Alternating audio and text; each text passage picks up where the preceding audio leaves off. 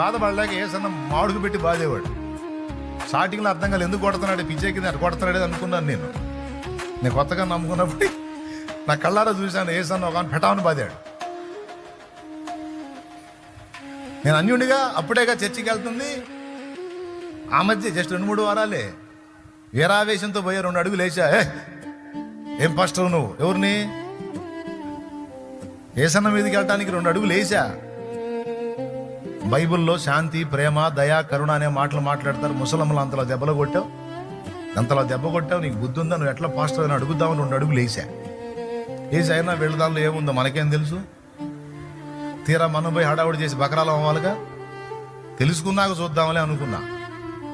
ఆయనకి చెప్పి చెప్పి చిరాకు పుట్టి బాధటం మొదలు పెట్టాడు. ఏం చేస్తాడు మరి? ఒకసారి నూనెకి తీసుకొచ్చి నూనె ఇస్తారు, అటు చేయి ఉంచుతాడు, తీసుకొని వెళ్ళరు.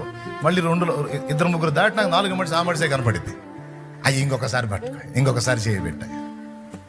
అప్పుడు ఆయన ఆ డబ్బా అలాగే జనాలు వేస్తాడు. ఎవరికోసుకుపోయాడుందా. ఒకసారి చేయించినప్పుడు ఆ దీవెని తీసుకొని పోదు. మళ్ళీ 2-4 తర్వాత మళ్ళీ కనపడిందంటే మాడు పగిలిందే. ఇక ఫస్ట్ ఏమో దీవెన, 4వ తరం 5వ మనిషి కనపడిందంటే మాడు మంట పుట్టాల్సింది, రుద్దుకుంటా పోవాల్సిందే బయటికి. ఎందుకు? లేకపోతే ఆ వ్యక్తిని ఒక విగ్రహంగా మార్చే అవకాశం ఉంది.